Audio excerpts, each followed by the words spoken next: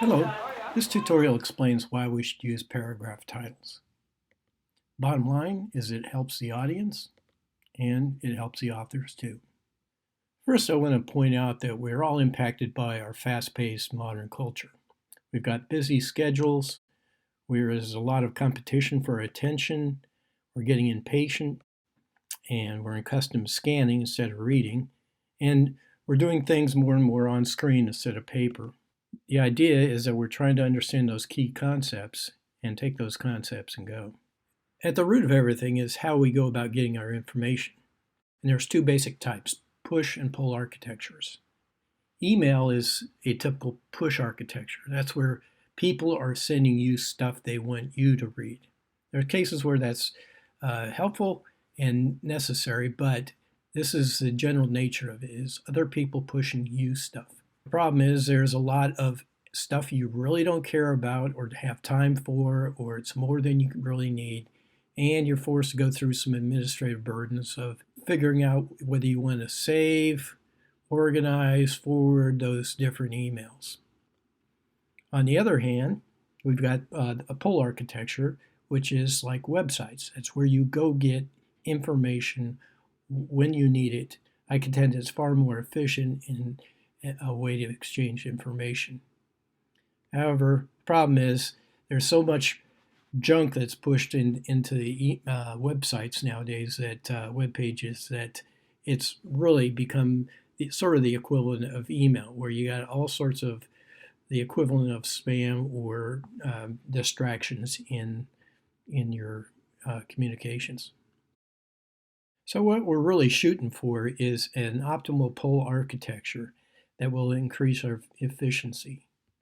And this allows people to go get the concepts they need and then to move along.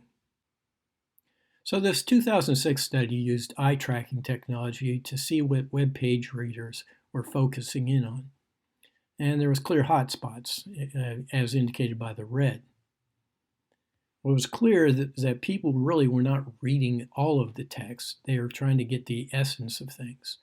And that's why this F-shaped pattern appeared.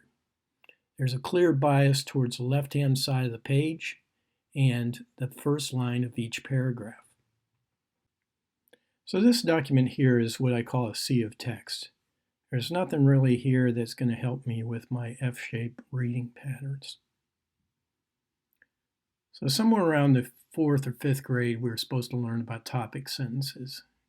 Now, high school teachers will attest that many kids did not learn this, and I will attest that many college professors, authors, and highly educated people didn't learn this either, because it shows up in their writing. But bottom line is this is good, but it's really not practical to highlight your documents like this. What we need are short, easy to absorb chunks of text that help orient us.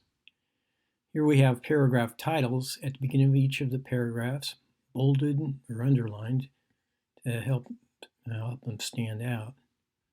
Here readers can quickly see what each paragraph is about, makes first time reading easier, it helps you find your place in case you get lost, and it's better for reference to be able to quickly go back through a document.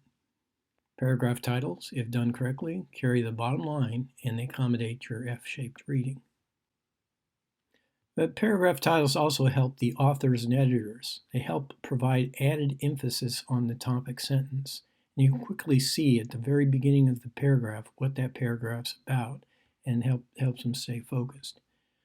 It also helps in that process. You can look and see, okay, this particular sentence or fact is really not related to that topic sentence, so I need to find a different place for it.